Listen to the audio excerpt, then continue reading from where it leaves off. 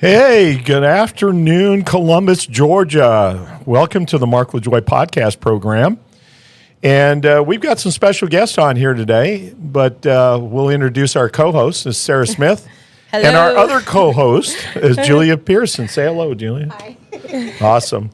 So our special guest is Brennan Brown, and he kind of does a little bit of traditional singing and country and CW and what else? What kind of other things you do? And just kind of tell us a little bit about who you are and what you're doing.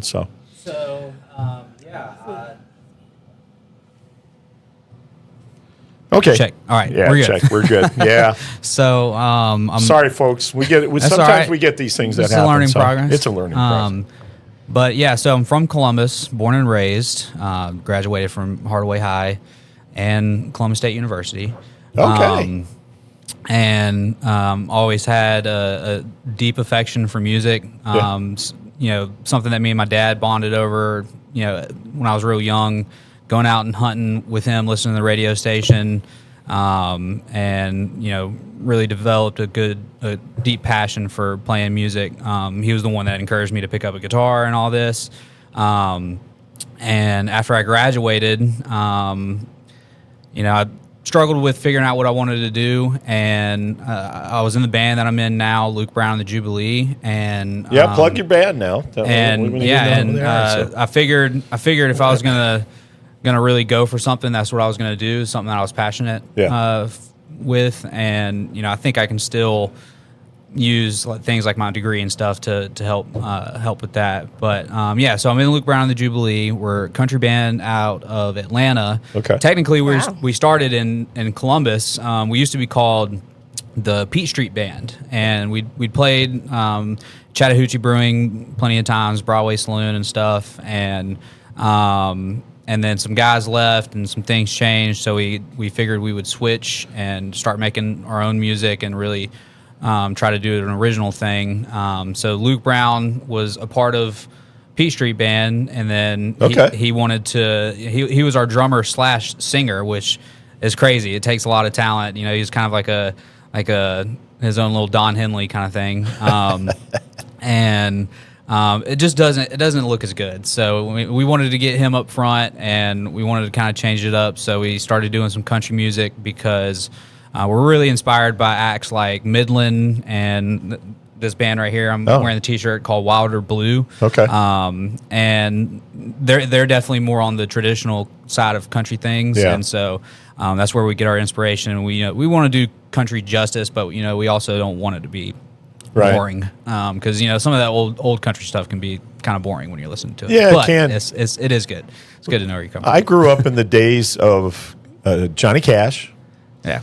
And let's see, Mel Tillis and all of the old country western singers. That my dad was a big fan of that, you know, and that's how I grew up. That's what I listened to. My grandfather tried his hardest to get me to understand George Jones. He told me so many times, hey, now you want to listen to real music, you got to listen to George Jones. I love the Southern accent. And he was right. You know, it took me a long time, but you know, because I grew up on the radio country. Like that's like just riding in the car. That's what I heard all the time. Right.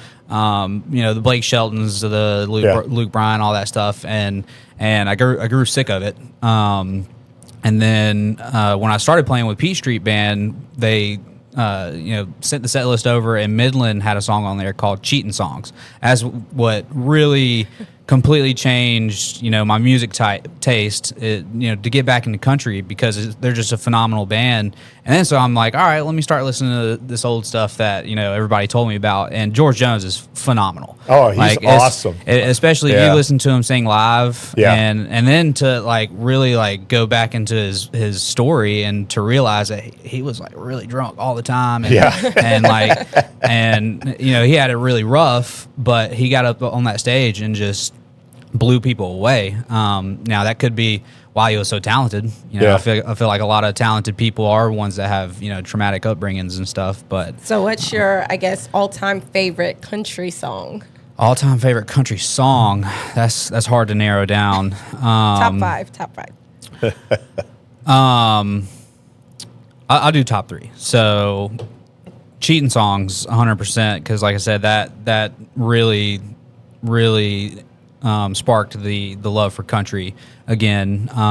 If Drinking Don't Kill Me by George Jones is a phenomenal song, and that one, like my family, I've had a lot of people in my family struggle with substance abuse and drugs and stuff, so that one hits hard. Because and he was open about it too. He was open about his problems, wrote songs about it and all that. And so that's why it's just such a hard hitting, powerful song. Third favorite song, Whiskey Lullaby. Nah. If that was, I'd probably have a problem if that was like a little too depressed. If that's the case. Like, that's definitely one of those. This band right here, the Wilder Blue, they have a song called Dixie Darlin' that is just a really phenomenal song, and they're a little bit more on like the bluegrass side of things. Right. And they do like a 5-piece harmony throughout the whole band. And I saw them perform in Atlanta last year, and it was just unbelievable. And I paid $28 for the ticket. Oh, wow. You can't beat that. And it's a better show than a lot of bigger acts that you'll go pay a lot more money for. So, well, that's great. I mean, country westerns, like I said, I grew up with some of the big old acts, way back when, and it was interesting because my dad listened to everything. He loved Mel Tillis too. He loved the hell out of Mel Tillis. That guy was as funny as all get out. Those things he would say, but. My dad was a big country western fan, but then I grew up also in that era in the 70s, which was big time old rock and roll. Mm-hmm. So that was very different for me. Two different worlds too. Way two different worlds. I grew up with Leonard Skinner, and all of the famous bands out there during the time. And I played in a high school band. We played a lot of high school dances and stuff like that.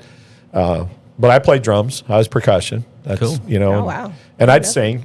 And really? not as good a singer as you are. Let me tell you, this girl here has got a beautiful voice. Oh, absolutely. I mean, she almost put me to tears one night. You must sing in church. Yes. Yeah, she does. Church musicians are too good. Too good. And she plays everything. You play keyboard. What else you play? I play keys and guitar and a violin. Oh my God. Yeah. I mean, that's crazy. That's like I want a church gig, but then I have to go play with church musicians, and then that's not fun. Julia, because you're trying to hang on. You sing too, don't you? Yeah, I've done some stuff like around the city, but I also like write my own stuff. But I sing solo. Solo, they can't hear me. Actually, I sang pretty good in the days and stuff like that. What you looking at there, young lady? I think Julie's down. Okay, she's down. Yeah. What do you mean? Your volume was down. Well, I can hear really low. It's like Yeah, we'll put your volume up. Interesting. Is that one right there? Right here? okay. Now I can hear you. I can hear me better. Yeah. I hear as well. So, I sang, again, I grew up when I was in middle school, I think is when my voice really started to change, and because I was a baritone, for a long time. And then this was going through middle school, and then all of a sudden my voice changed, and it was like my whole world changed. Everybody wanted to listen to me. And when I played in, like I said, we discussed earlier that I was playing at a local radio station that I was DJing for. What was interesting about that was they loved the voice, the deep voice. Yeah, you have a great voice. And so then I just started singing. I was singing in church too for a long time, and then then COVID hit, and that was the end of that because it really affected my respiratory system. Wow. Trying to, and I'm still suffering from it, kind of on and off. But I can hardly.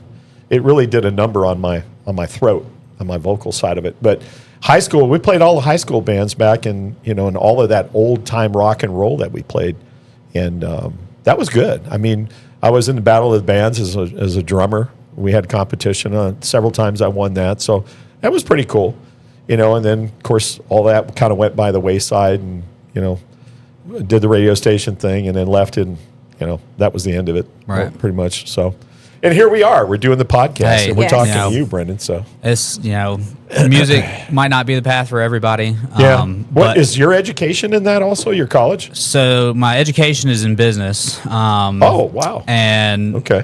yeah, my dad tried to convince me to be educated with music for a long time. When he first got me a guitar, he bought me some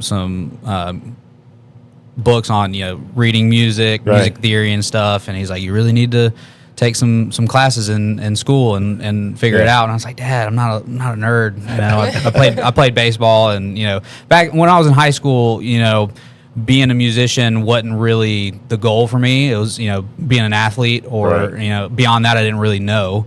And then when I graduated, I discovered John Mayer, and that's really who as a musical influence really Yeah. made me want to pursue it. He's a great vocalist too. He's a his great style. he's one of those people where it's like that was just his entire life, and Yeah. he had no other option but to become what he was. Yeah. And when I discovered his music and his guitar playing, that really kind of convinced me, like, hey, this is might be something I actually want to do. Even though I'd been playing guitar for a long time, I never really tried to learn it. And so that's when I started learning music theory and stuff like that. And then when I started taking classes in college, I didn't have any direction, and I wasn't like, all right, this is what my major is going to be. I'm going to get it in 4 years, and I'm going to graduate and go get my job. Like, I wasn't thinking about any of that. And eventually the advisors were like, you have to pick something. And I was Yeah. like, well, That's an interesting story. That thing happened to me too. It's the same I thing. think a lot of people, it does happen that way. Yeah. And I guess it could be a good thing that you're open to anything, and Right. you can figure out what you want to do. But so I ran it by the advisor. Maybe I want to open up a guitar store one day. He was like, all right, business management, there you go. And That was easy. really, and funny. and so I just stuck with that and graduated with my business management degree. After I graduated, I was considering going down the financial advisor route. I'd gotten a job with a life insurance company. I kind of felt pressured to go get my big boy job, Yeah. and didn't really consider pursuing music and business at the same time, Right. and doing that right out of the gate. And but I can still, I still have certifications that I took, and that's still a route that I kind of want to go independently. Just working for the big insurance companies, and that's not fun. Well, And so maybe this gig will go catch you. Maybe Nashville will see what you're all doing and stuff. You've been up there yet? we haven't made it up to Nashville. We're working on it. We've played in Tennessee. We've played in Chattanooga. Actually last year we played this really cool venue called Songbirds Uh-huh. in Chattanooga, and it's a really awesome little spot where they have like a bunch of old memorabilia and those what are those big shiny suits that they used to wear in country. Yeah. What are they called? I can't remember, but Elvis Presley used to wear them all the time. Something like that. Yeah. There's a guy that made them popular that I'm totally blanking on. Yeah. But so the one of the big goals would be like the Opry or something like that. Yeah. I think there's still a few years down the road till we get there, but we're starting to play for some bigger artists and things. So it's starting to, the gears are starting to turn. It's just. So what's your pathway? How are you planning to utilize your business degree to get you to that? I don't want to give up too much. I don't want to give anybody else any other ideas. But the goal is to complete my financial advisor certifications, so that way I can legally manage people's money. And then as we're starting to come in contact with musicians who, you hear stories all the time about famous artists that, I'm a business guy, they stole $10 million or whatever. And Right. they don't understand the business side of things, the money side of things.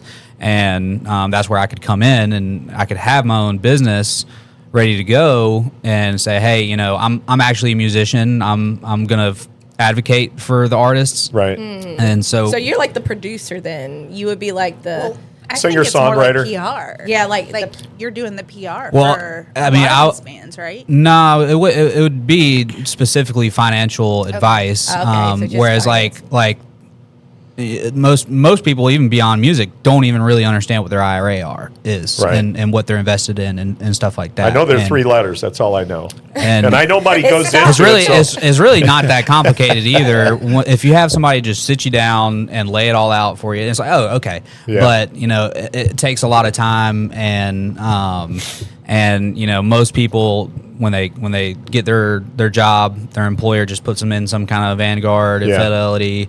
Index fund, which is fine. That's what I would do for most people who just want to be hands off and don't want to worry about it. Right. Some people might want to invest in certain companies or whatever. The options are endless. But my goal would be to educate people and to say like, hey, here's what you're paying for as a service, and here's what you can expect, and I would, like I said, I would want to advocate for the artists and have somewhere where they feel like they're comfortable with putting their money or doing their business and stuff like that. Yeah, the artist, the music artist, it seems like in that world, it seems like there's just a lot of people taking advantage of their fame, and things that they're doing out there. But in your experience, do you think that there's anybody that's really advocating for them? Like you're in the business, so exactly what the ins and outs are about the music. And I still have a lot to learn. I definitely don't want to come off as an expert in the music industry. Right. There's still a lot of things I got to do and a lot of milestones we got to check. So there are bigger artists that are as far as the business side of things, I can't think of any big artists that are really trying to help artists that way. But tickets are really one of the big things where I've seen Kid Rock, I've seen Gene Simmons, Right. tons of artists going to Capitol Hill saying that this money's not even going to the artists. Yeah. They're paying $400 for a ticket, and most of that money goes to the event organizer, where it's Yeah. Live Nation. Live Nation is just this huge conglomerate of they bought up Ticketmaster. They they try to say it's not a monopoly, but It is, yeah. I mean, I can go see the Wilder Blue for $28, but they're playing in a small venue. Right. They're most likely not going to be on a huge festival bill and those kinds of things. So that's where it's like, they take advantage of these bigger artists and then make a huge killing off of it. Yeah, it And seems the like- record labels are the same way. It seems like there's leeches. I'll give you just a small incident. We're talking about changing our introductory music and things that we want. And I like Aaron Brown. I really like his style of music. And so I wrote to a company on the internet. Apparently they handle all of the the voice tracks and all that other kind of stuff. And the paperwork he sent me back was like, we collect 20%, like $200 on the top. And every time I was like, what the heck? I think you mean Aaron Lewis. Aaron Lewis. Yeah, Yeah, Aaron not Aaron Lewis, Brown. yeah. Aaron Lewis. I'm sorry. Yeah. Yeah. Yeah, that's Yeah. crazy. My Alzheimer's is kicking in. But it was just crazy because this guy goes, yeah, we do that. And then they sent me this like 4-page thing. It's like, well, when are you going to use it? What are the times you'll use it? And how many times you're going to use it? And it's like, dude, what the hell? I mean, can I just talk to the guy himself, Yeah. There's so much intermediary in between there. There's so many people, buffers in between who's getting money. So that's kind of my experience with it, and I get, look, the musician's got to get paid. I get it. Now with AI on there, there's 100% AI can mimic anybody out there now. I mean, the way it is. And I know And there's already been lawsuits about them stealing Stealing artists' Yeah. stuff, and they basically just cut a deal. Yeah. And it's Wow. I mean, that's somebody's going to make some money. I don't think there's going to be any legal repercussions of that. Probably not.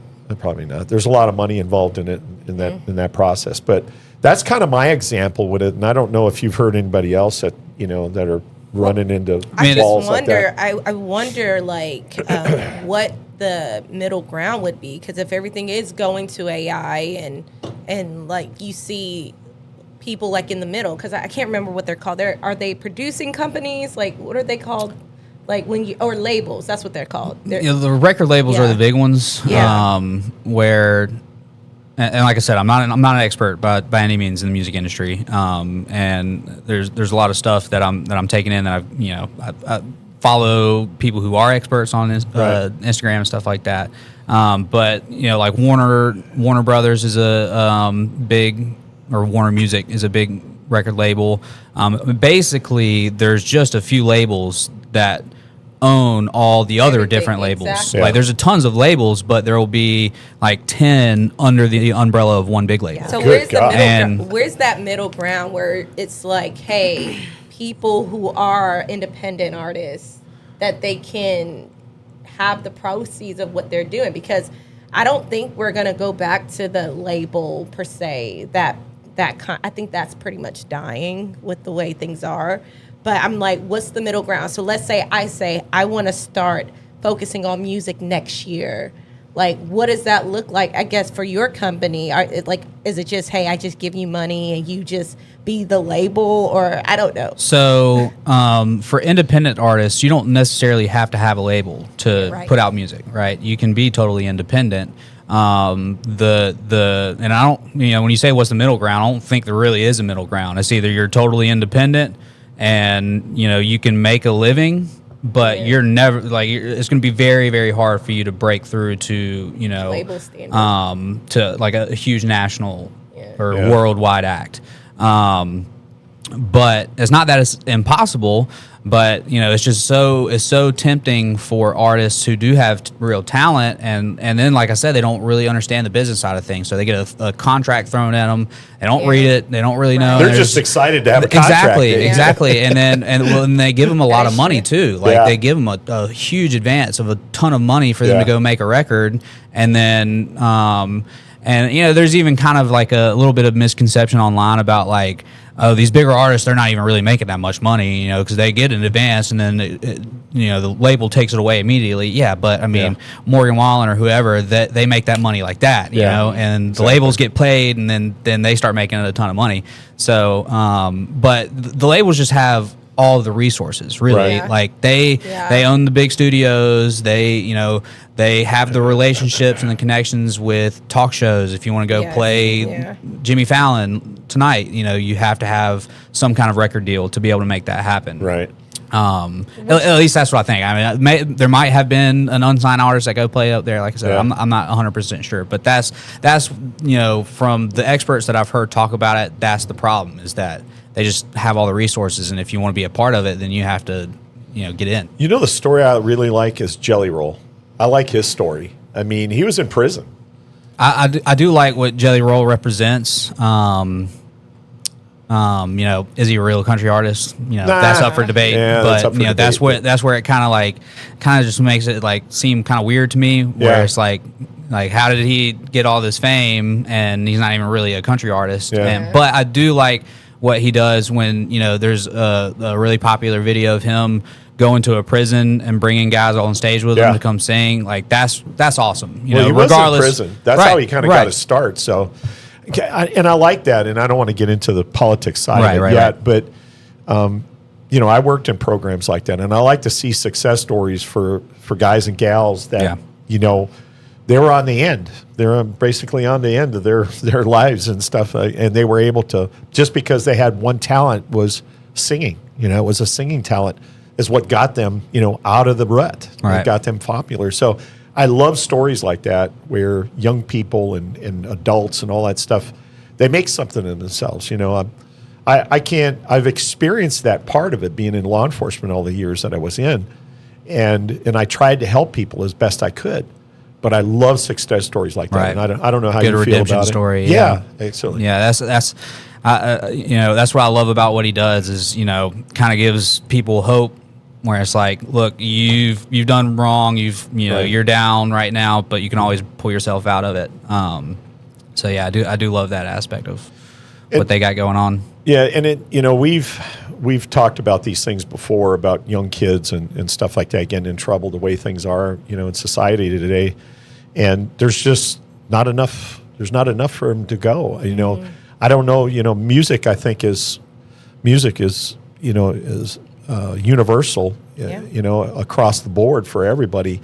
I'd love to see more people get involved in music, and not a big rap fan. I'm sorry. I'm sure there's a place for it in our society, but yeah, I'm just not a big rap fan. The music there is the culture around some of the rap stuff is, I think, doesn't have a place in society, but it's like the promoting the bad stuff, that's what I would, the bad stuff, that's where but that's also not exclusive to rap music either. No. Every genre has its issues of the things that they promote. Well, rap started out as stories. Right. That's all music was supposed to be. That's a lot of people throughout time. That's how they transition stories throughout generations, is through music and stories and stuff like that. So let me ask you a question. Did you ever play in bars where you had chicken wire up there where they'd throw bottles and stuff? No, I think I'm just curious because I've seen a lot of that in the movies and stuff. I was like, I think that's just like a Roadhouse thing that kind of made that. Did you ever play in a Roadhouse like that? No, we hadn't had the pleasure of a Roadhouse. Now that's real country western. We've played places that feel like it. We just didn't have the chicken wire. We just didn't have. If they threw bottles at us, we got hit. So we had to be good. So you're going to love this story, and I'll tell a quick story. I know this show is about you, but I love how we bring it together. So throughout my years in both the military and law enforcement, I started myself and two other guys. We were the plank owners, basically the starters of a military law enforcement training complex down in Blakely, Georgia, if you know where that's at. Blakely is down in Early County, which is south of us, south of Cuthbert. Okay. You can see it heading that direction, right? We had a 4,000-acre training facility down there. We have. So we got the governor. We did our grand opening of that place. And one of the other owners of the property, he talked to me and he said, yeah, we're going to do this, and the governor's going to come, and we're going to have this big lavish thing. We did. And then in the afternoon, we had this big party bus that pulled up, right? And he said, yeah, we're gonna have Alabama out here. And I'm going, what? Alabama? I said, nah, bullshit. I'm calling bullshit on him. And I said, there's no way. And he goes, yeah, man, Alabama's going to accompany us on the party bus, and we're going over, and we're going to go to a bar over here in Alabama, and we're going to see if we can get them to play on stage. And I'm going, bullshit. It's not. Sure enough, wow. We pulled up to this one area up there, and we loaded them all in bus, and here comes the band members of the current Alabama band, right? That's there. We loaded up, and we headed across the Chattahoochee River. I don't remember where we were at, but this bar we pulled up into, and the parking lot was full already. And we pull up this party bus right up to the front door, and we all get off, and we're introducing ourselves while we're partying, we're drinking and going to the bar, and we pull up in the thing, and we're all sitting at the bar, and all the members of Alabama are there, and we're drinking beers and all that kind of stuff. And one girl, she goes, that looks like one of the Alabama band members. That's all it took, and it started to go crazy. She was making phone calls and go, Alabama's here. No way. It was like, yeah, he's there. They're here. I'm telling you, they're here. And we actually got them up to the stage. We talked to the band that was playing up there. And believe it or not, there was chicken wire across the back of the thing. Was that like in 2003 or 2004, something like that? Yeah, actually it was. I think I remember when they came here. And so we had the band was there, and actually the drummer was sitting behind plexiglass. I don't know if that was, if that was designed like that or was a sound issue. Extra protection. Yeah, exactly. But they got up there and they started playing. Wow. And as soon as they started playing, everybody knew they were Alabama. Right. And the cars were lined up for like 10 miles up and down both sides of the road. They played the band that was up there. They was like, yeah, I mean, who's gonna tell Alabama to get off stage? No, right? guys, I think we got it. Yeah, and they played all night. We played until like 4:00 in the morning. And yeah, it was incredible. That's the first time I'd ever had a story like that. But I was like, first time I ever met Alabama. But yeah, they were there, and it was like, man, when are y'all coming back, man? Yeah, they're legends for sure. They are. So yeah, that's why I mentioned the chicken wire thing. I thought that was kind of interesting. Yeah, we hadn't had any chicken wire experiences. Like I said, we played at this one place in Cartersville, just outside of Atlanta. Yeah. I think it was called Tom's Place, and it kind of definitely had that Roadhouse vibe. Yeah. Where it's like, a beer bottle fight might break out at any moment, but it's still a good time. So. I actually bounced in places like that, believe it or not. On Fort Benning, even the military, I was in a small enlisted club that were down there. The guys were great until they started getting drinking out there. That's one thing about going out downtown in Columbus is if there's a bunch of drunk Army guys walking around, just avoid them. Yeah, just avoid them. I'm glad that you brought that up because I was doing a little research about you before you came on, and I noticed that you do some gigs, I guess, at like the Loft. Is that correct? We haven't played there in a while. But I mean, like we have, as an independent though, because I didn't. Well, they do a Wednesday night thing every week that I'll go to every now and then, and obviously on Wednesday night it's very chill. You don't have to worry about about too many drunk people. But yeah, I have played there frequently. Okay. Yeah, it's an awesome spot. I love it. So now you do that like yourself independently, right? You don't do that with what did the name of your band you said is Luke Brown and the Jubilee. Yeah. So are they there on Wednesday or is that just you? No, so the Wednesday night things it's kind of like a open mic scenario, but instead of them having people sign up and then just take up the stage for a few songs, they kind of have a house band, and then if somebody is a musician, they want to try something, they can get up and they can play. Okay. But those are it's called Sweet South is what the Wednesday night thing, and it's hosted by Jesse Shelby one week, and then Jason Ezel the other week. So they kind of flip-flop with their own bands. They'll do about an hour of a set, and then they'll start calling people up. So that's really a thing to promote the local musicians to come in and play and connect with people and stuff. As far as what we're doing with the band, we're starting to break into a little bit, bigger gigs and stuff. So that's kind of the one reason why we might not go back to the Loft is just because, we want to sell tickets. We want to, bring fans in and stuff. We're not really trying to play a 3-hour cover set. So that's why the Columbus concert series, we're doing the Uptown concert series on May 16th, I think. Okay. May 15th or 16th is the Friday that weekend, which it'll be at Highside Market. Okay. Well, what does that look like for like business-wise? You getting all these tickets, and is it like heavily regulated when it comes to having to pay fees? Or? It just depends on where you play.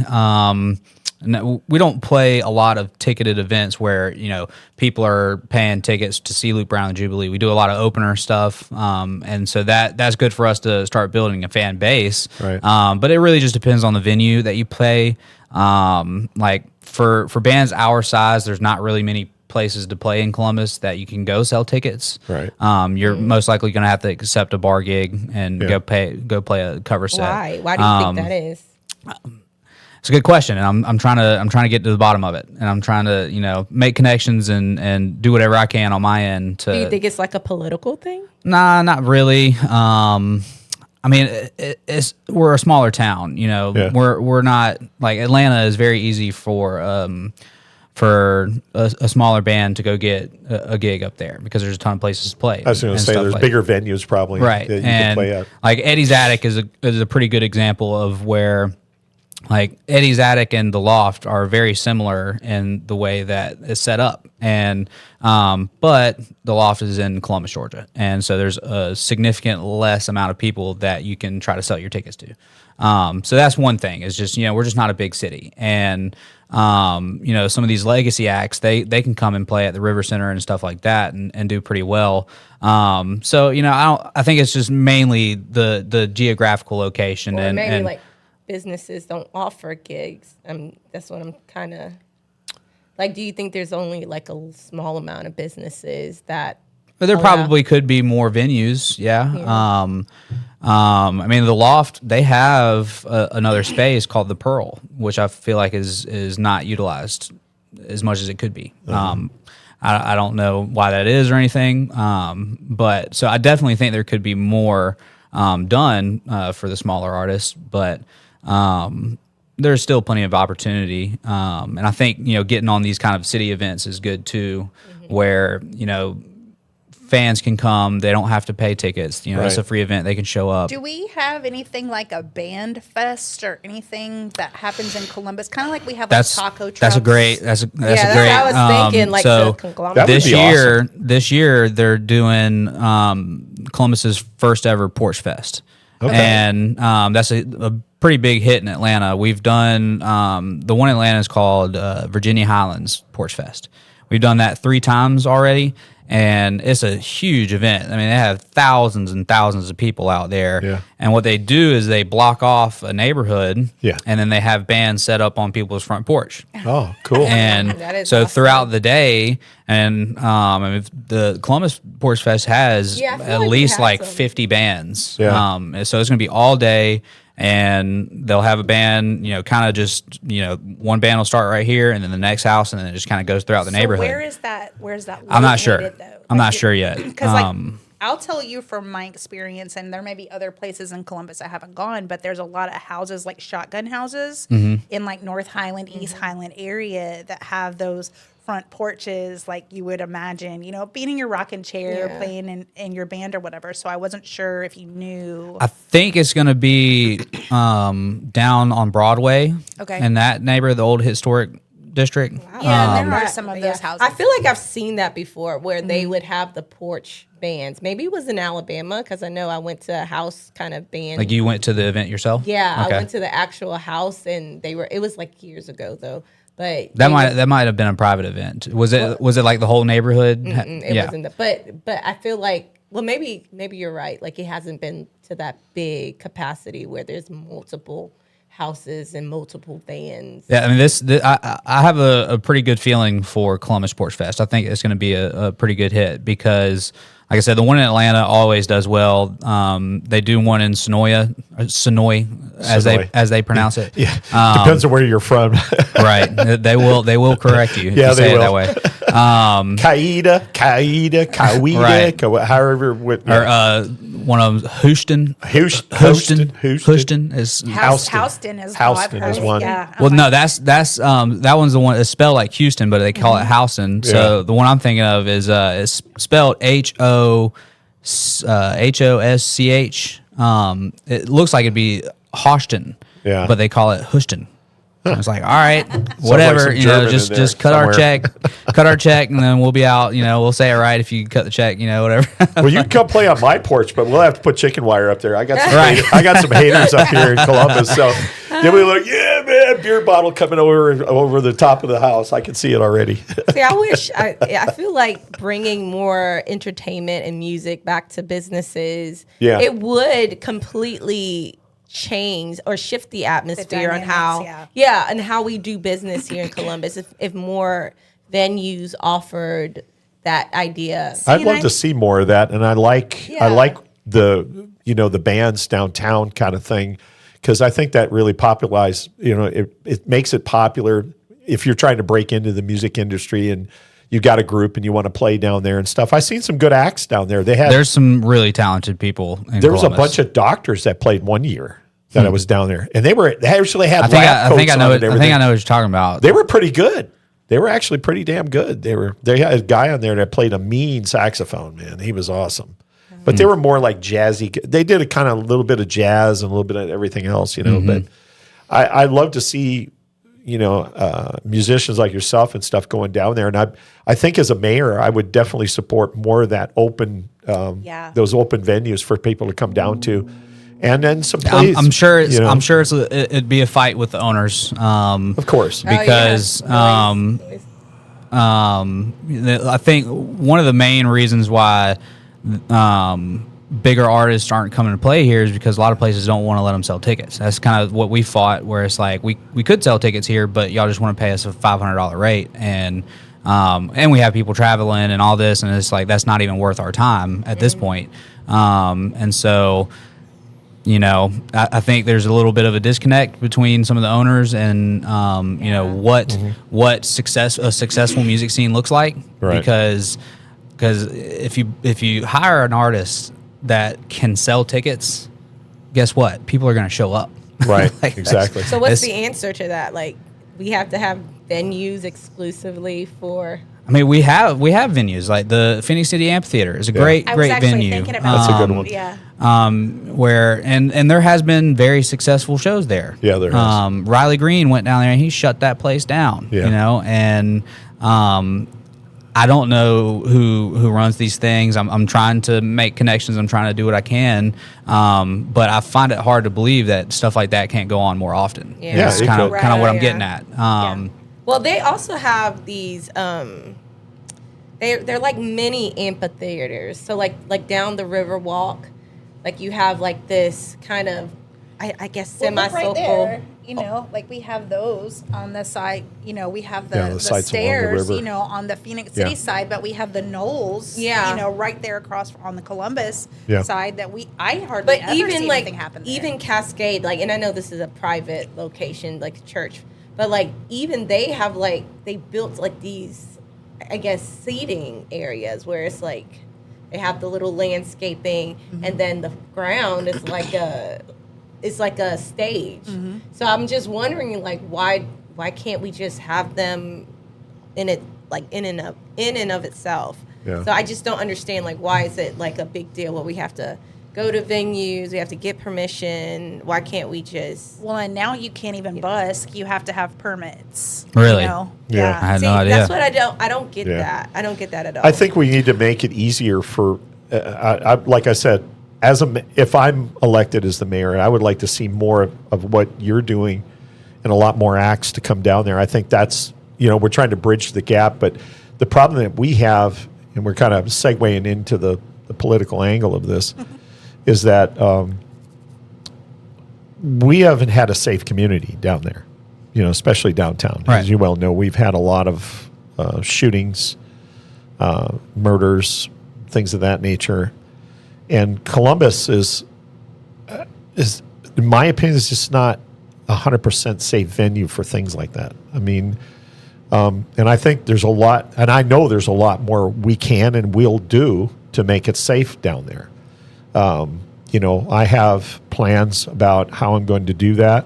But I think that we need to make Columbus safe again so that people can go down and enjoy the music and enjoy those things. That I always enjoyed all of the music venues and anything that went on, down there. So I'd love to see that coming back again. I think, that's what makes our city strong. We have a lot of people, but people are leaving out of here because they get an opportunity, and there's no opportunities like you're talking about down here, just small things that are going on, like you're playing the Loft and some other, other places like that. That's great. That's awesome. But we need to open more opportunities. I thought the Riverwalk and the Broad Street area down there was going to be kind of like, a venue where we could really block it off permanently and make it a walking area. Yeah. And then have a lot of bars, just like it's going on up in Tennessee. I mean, that's what I kind of envisioned what was going to happen down there, and it really did. W.C. Bradley's gonna probably fight you on that one. Well, that's the point we're getting to, is we're talking about the venues you guys plan and stuff like that. Some of these people own all of these venues, and Yep. they want to own. They want the money in there. They want the $10 beers and all that kind of stuff. For you to play at. Yeah. And that's the problem. Big families have been locking up everything as far as business is And like concerned. you were saying, So- on the Riverwalk, yeah, there's one of those little stations. Yeah. Like if you go down, like there's a built-in, like I don't even know what It's it's right called. there behind the Columbus Yeah, Gate, yeah. where the kayaking and, Yes, and you the zip line you are. ride your bike. You could easily And the have kids people. have like the playground right there, and yeah, you know, like so- it's a good area. So I would like to shout somebody out, because you said who is advocating for this kind of stuff. Yeah. I did meet somebody who is actually advocating for artists and stuff. Her name's Arisha Lawrence. Do you know who that is? The name doesn't ring a bell. She works, like, she's connected with the Grammys. She has a thing called the Music Entertainment Council that she's done. She's the president of the Columbus Jazz Society. And she's actually, talking with legislators and, Okay. trying to get, things happening for artists. So somebody like her would be great for the mayor to talk with. Right. Is what can we do to help promote the music industry. So that's what I would recommend. If you do Yeah. get in, definitely talk with her and Absolutely. because like she's actually in the industry. You know, like I'm trying to dip my toe into it. Yeah. She goes to the Grammys when they have And the she awards. comes back to Columbus. Yeah. I don't know her whole That's story, so tremendous. I don't want to speak for her or anything. But that's actually I was friends with a guy named Miguel, and he was the president of the Jazz Society. And so when she took over, he kind of told me about it, and I friend requested her on Facebook, and then she went to the Grammys, and I was like, well, I'll see you there next year with my band. And then so that kind of sparked our relationship where we started talking, and so I like what she's doing, and I hope she can get some stuff done. Absolutely, that would be awesome to, and I'd like to promote that because I think that does well for our community to promote things like music and artists and things like that, and coming down and it brings business to the downtown Yes, area. I mean, it that's the does. big thing. Everybody's wanting to make a buck, right? So we bring business down there. I'm going to look heavily at that as a mayor. I'm going to and make sure that we have adequate venues for folks like yourself and that to play in. That's one of the things that heavily support any type of music venue, sports, and all that kind of stuff. I've been a heavy supporter of it. I'm just surprised like hockey really took off here. It was really something since I'm a hockey player, kind of that thing.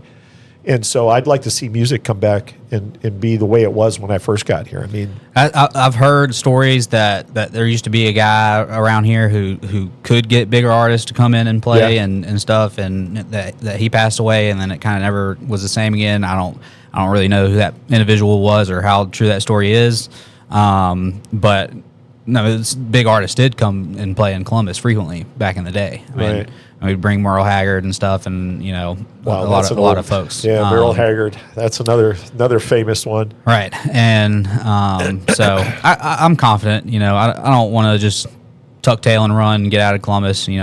I've been here my whole life, and I want to do whatever I can to try to help. Well, so. you break into the big day, and I can say, man, I know this guy, man. We're He working was in on Nashville. it. We're He was working in on Nashville. it. Unfortunately, Columbus isn't the place for us to make that happen. I think that's why we chose to base ourselves out of Atlanta, right? Because it's easier to market yourself and to get out, as an Atlanta band versus a Columbus band. Well, I'm hoping we can change that. Me too. Yeah, that is something. This is my home now. I mean, I could have very well gone back to where I come from. I'm way up near Canada. I don't want to say that lightly, but I live up near Canada in Michigan, and we don't have bands like that up there. Everybody's riding a snowmobile coming into where they're going to the bars and stuff, or snowshoes or whatever. And there's no time. There's no time to be in a band up there. You got to. You're a farmer. Yeah, well, you're chopping wood too. I mean, you want to keep warm, so that's how it is. But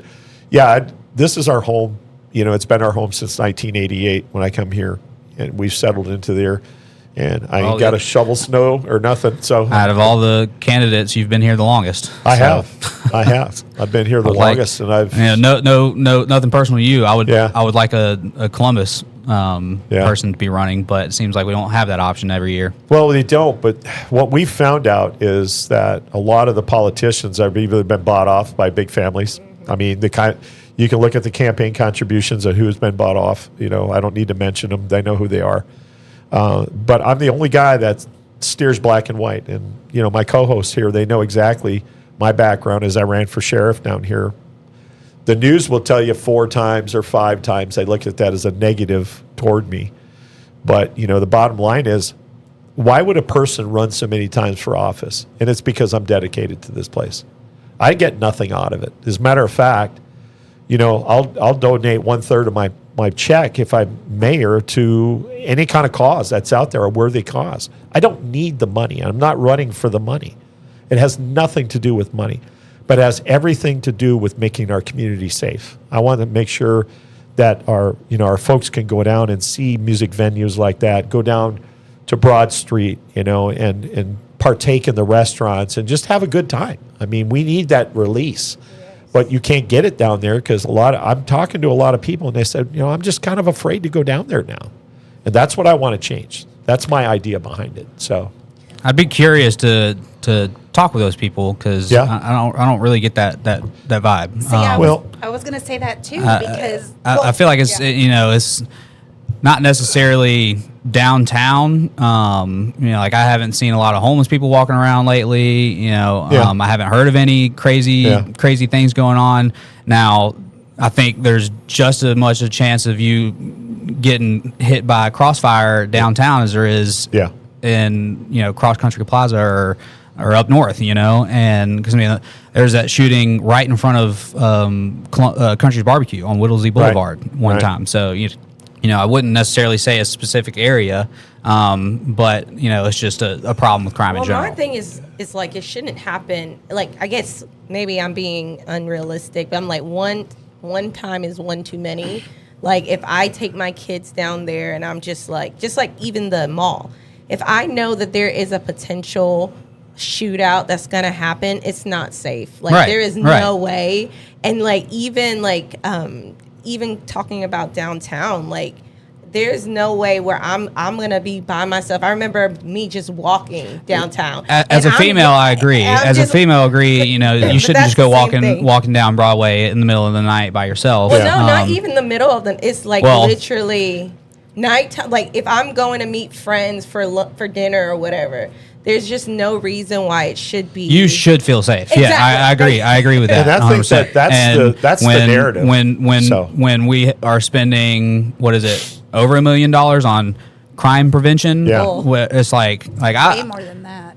Well, I looked at the numbers last year for, or I think it was 2024, and it was like 1.3 million, I think, or like just right at 1 million. Was that for all 3 crime prevention programs, or like one specific one? Well, so I wasn't aware that there was multiple, which is even worse. But like I started looking into it because there was that one list that started going viral, and people are talking about, and that was an old one. That was what like people didn't even realize that they were talking about a 2023 crime prevention grant. But that's the mayor's. Through the mayor's through the office of crime prevention. And so I went and looked at the updated one, and I mean, like there's 2 people on there that are getting a yearly salary for just showing up to a school and talking about domestic violence, where it's like, isn't that their parents' job? Yeah. And they don't even live in Columbus, they live in West Point, and it's like exactly.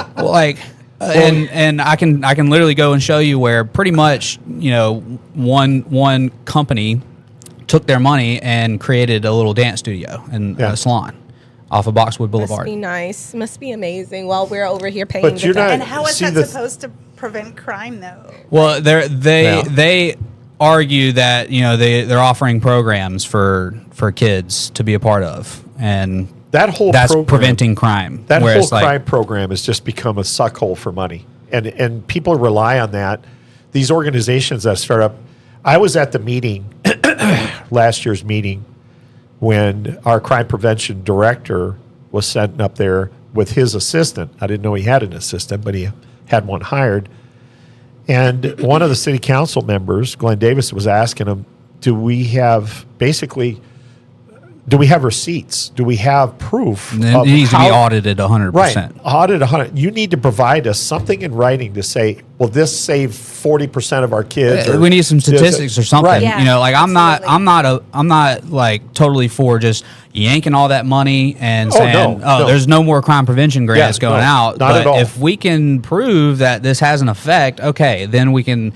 But there has to be oversight. Most definitely. The spending is ridiculous, and it's not just Columbus, Georgia. It's every town, the federal government. Just the spending is insane. And unfortunately, I don't care about them. I only care about. Well, I mean, if we can fix it on our end, hopefully that can influence other areas to do the same. I agree with you. That's right. That's the problem. Is we don't have the Columbus, the city council of Columbus, and the mayor and former city manager. All of them. The problem that they have is they look at that account like it's their own pocketbook, like their own spending account, and I don't think they haven't been accountable for the spending that they've been going on, and that's the problem. Is they're just willy-nilly spending it. I argued about the baseball park. Look, I hope that they do well. I really do. I hope they do well because we spent a damn lot of money on it. But the way it was done was just wrong. People, they did it behind closed doors on a secret vote and no referendum. The people need to be involved in the process, the voting. If they would have just put it up, waited till maybe like this, the primary year for an election, and say, what do you guys think about a $50 million baseball park and renovation on it? Well, they knew what we thought. Right. There's exactly. See, that's the problem. there's no guessing That's about right. what people thought. Just That's like right. just like with the flock cameras and the school zone cameras, And the nobody data wanted centers. them. No. Nobody wanted them. They put them up anyways. Yeah, and here's my Generation of concern, and really my question is, based on the fact that they made those decisions without it going through the proper processes, could we actually argue that we're not responsible for that?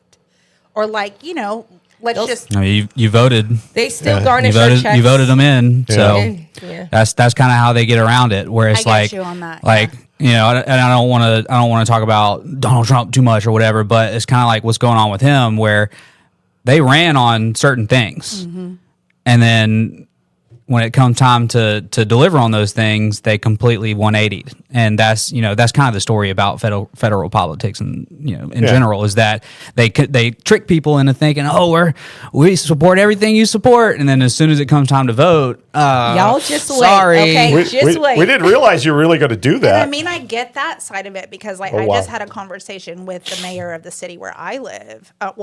In the county in which I live, and we were talking about how when we elect our officials, that we have a responsibility to indicate to them what it is that we want, what we don't like. Maybe we can give them feedback or what have you. And if they're not getting that from us, then yes, by all means, they have that authority to make those decisions. However, when they're not bringing those decisions out for us to make those or ask those questions or give those feedback ideas or what have you, and they make those decisions without our input, I don't know, I could kind of argue that those are a violation of their oath of office to us. That would require the justice system to be on top of things and to too, not be- and for the judges to be biased. to exactly, and that's where it becomes an issue where you have federal judges that are supposed to be doing things like the business world is celebrating that Jerome Powell is possibly not going to be investigated, and it's like that. It's probably something that needs to be happening, Well, but the corrupt judges are like, well, hold on, they. We got a lot of... And that's why Sarah and I are in the field that we're in, because, especially for me, a lot of people may not know this about me, but I was falsely arrested in Muskogee County. Wow. And I was denied a lot of my due process rights through the different courts in Muskogee County. And I went through a horrendous smear campaign because of it. But I figured because there was no one who was just enough to give me relief in the courts, I needed to learn the law for myself. And it was through that, of course, I met Sarah because she had, in a similar way, had her election stolen from her, and there was a need for justice in that, and she wasn't seeing that. And so, we just decided that we were going to be accountability, and assist Mark, because he obviously has criminal justice intent for what's going on in our community. Mm-hmm. But I think that you present a very valid point. You can bring these people up and say, hey, I want to litigate them for their violation of oath of office, or one of my favorite things to say lately is their violation of their fiduciary duty to us as our public servants and trustees. They're stealing our money. And so, just like you said, if you can't find justice in the courts, I think this is why a lot of citizens have kind of just raised their hand and been like, well, what do we do? There's nothing we can do. Yeah. And that's exactly how they want you to feel. Yeah. But the biggest criticizers I had of the baseball park issue were people that didn't even live here. They lived across the river. Always the ones. It was that are Russell going- County and all that. It was like, man, we love it. And it was like, and you go back and you look at their Facebook profile, and it's like, you live in Phoenix City, Russell Are County? you contributing financially? I know what Alabama Are you contributing? pays Well, I'm buying $700. tickets. But we're the ones that are taking it in the shorts Yeah. because we pay the taxes. That's right. I mean, the biggest criticizer I had did not even live here at all. Mm-hmm. And I've been a big supporter of all the sports venues. Like I said, the hockey thing that was going down, the ice rink arena, I think are all important. places because kids can use those places on the weekends. You know, they can go skate and they do these things. And baseball is important. Baseball is a big venue here. We have some very famous baseball players in history. In history that of the came from here. minor league. Yeah, the minor leagues. But it's not promoted properly. It's just not. And we basically brought the whatever they were called, the Mississippi Clingsome? Braves. Yeah. They were the Mississippi Braves that weren't doing so well where they were at. And then all of a sudden we got them up here, you know, and I hope they do well. I hope they sell a lot of tickets because somebody's got to pay for that mess. I mean, down but there, the thing about it you is know? like we're saying that let us pay the tickets, but I'm like, the citizens are the ones that are paying the tickets. They're paying the taxes. Yeah. You know, like unless you want to solicit to everybody in the surrounding areas, maybe people want to come from West Point or LaGrange and come all the way to Columbus to see a baseball game. Like I can understand that, but like most of the time they've been soliciting to my kids' school. Like my kids' school, they got so many brochures. Hey, bring your parents. Like go get you a ticket. And I'm just like, I'm just trying to live and trying to pay my bills. Well, they you know? do have businesses around Columbus, and my husband works for one of those businesses where they promote family night. Like, so they bring all of their workers and invite all of their families, and these businesses pay for those venues. So, I mean, I have seen that, but the question, kind of like tagging off of what you said, is if the taxpayers are paying for the taxes and the maintenance for the park and the janitorial services and all these things, but when profits are being made, the citizens are not getting that. And from my understanding, any proceeds that are made are just going into the pockets of the people who are sitting Well, in someone seats of our government officials. So then where's the line between what the city does and I mean, is it a corporation that owns or the Braves organization that owns the team? Well, they would be they're the farm, you know, the whatever they call themselves, Clingstones or something. What a horrible name.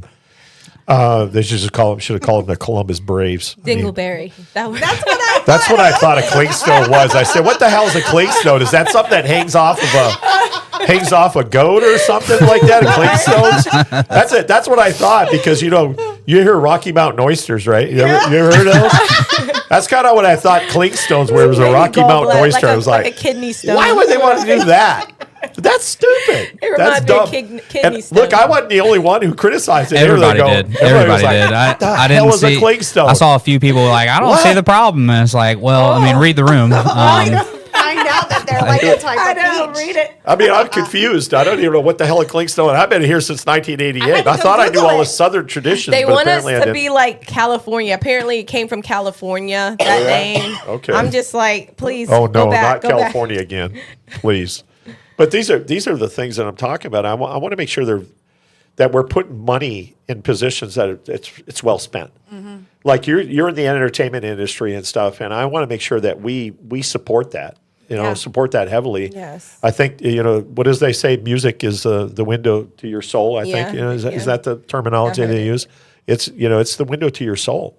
This is what drives everything, and I we're believe in it created- 100%. We're created essentially to worship. So music is Yeah. already in Right.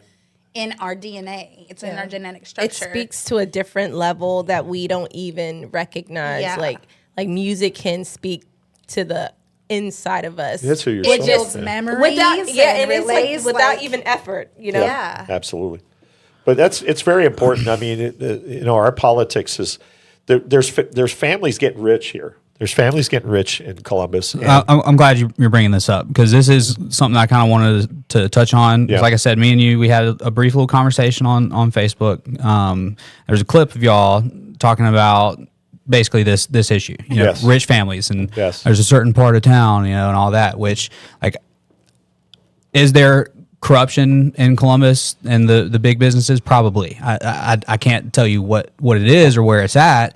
But when we talk about a wealth gap, yeah. Yes. that's not created by anybody in Columbus, Georgia. Yeah. There's not a single corporation that is responsible for the wealth gap. Because guess what? There's wealth gap everywhere. Atlanta, Opelika, Auburn. There's poor and rich people in every. I agree with that. But I do. what creates the gap is not necessarily one company coming in and taking in all the resources. What's creating the wealth gap is the problem of inflation and federal government spending. Like the worst tax that we pay is inflation.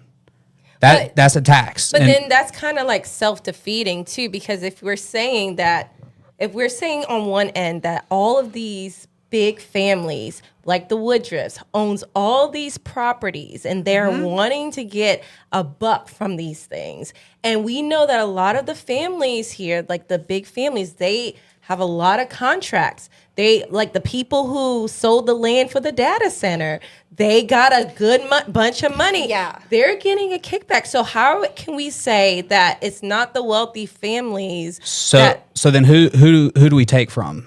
Where do we draw the line of, all right, well, this person only has $2 million, so they're fine. But this person has $10 million, so we have to take from them. Like that's where I agree with that. That's a good valid argument. And then also you're talking about potential voters too and donors. Right. And so when you say, "Hey, you're rich, you're a problem," that turns them. I'm not saying that's what you're saying, but I'm just saying that's how they could take it. You know, and well, don't do it. But when we take it, when we talk about a wealth gap, that's caused by central banks. Like the Federal Reserve is a huge problem in this country, and they try to say, "Oh, it's important for our economy." Okay, so that's a good point. But though. they loan money out to banks and the government, and we pay interest on that, and that's what's causing. I mean, nobody talks about the deficit. Nobody. No. Nobody talks about how we're about to be at $40 trillion in national debt. I remember when we were $3 trillion. The only way that